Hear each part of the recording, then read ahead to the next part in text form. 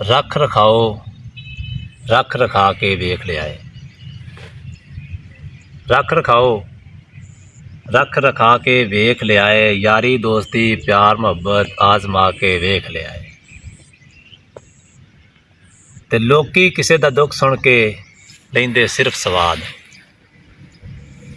ਹਮਦਰਦਾਂ ਨੂੰ ਆਪਣਾ ਦੁੱਖ ਬੜਾ ਸੁਣਾ ਕੇ ਵੇਖ ਲਿਆ ਏ।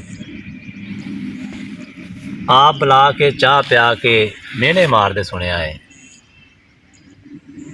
ਇਹੋ ਜਿਹੇ ਡੇਰੇਦਾਰਾਂ ਦੇ ਕੋਲ ਜਾ ਕੇ ਵੇਖ ਲਿਆ ਏ। ਤੇ ਬੰਦੇ ਵਰਗਾ ਗਾਣਾ ਕੋਈ ਨਹੀਂ, ਬੰਦੇ ਵਰਗਾ ਗਹਿਣਾ ਕੋਈ ਨਹੀਂ ਹੈ, ਭਾਵੇਂ ਮਾਲ ਵੀ ਚੰਗਾ। ਆਪਣੇ ਯਾਰਾਂ ਨੂੰ ਇਹ ਗੱਲ ਮੈਂ ਸਮਝਾ ਕੇ ਵੇਖ ਲਿਆ ਏ। ਉਹ ਬਗਲ ਦਾ ਸੱਪ ਬਣ ਜਾਂਦਾ ਜਿੰਦੀ ਕਰੀਏ ਦਾਰੀ, ਡਿੱਗੇ ਟੱਠੇ ਉਜੜੇ ਪੁਜੜੇ ਗੱਲ ਨਾਲ ਲਾ ਕੇ ਵੇਖ ਲਿਆ ਏ। ਤੇ ਆਖਰੀ ਸ਼ੇਰ ਹੈ ਕਿ ਡੰਗ ਜਿਨ੍ਹਾਂ ਦੀ ਆਦਤ ਹੋਵੇ ਉਹ ਨਹੀਂ ਵਹਿੰਦੇ ਲੱਗੀਆਂ।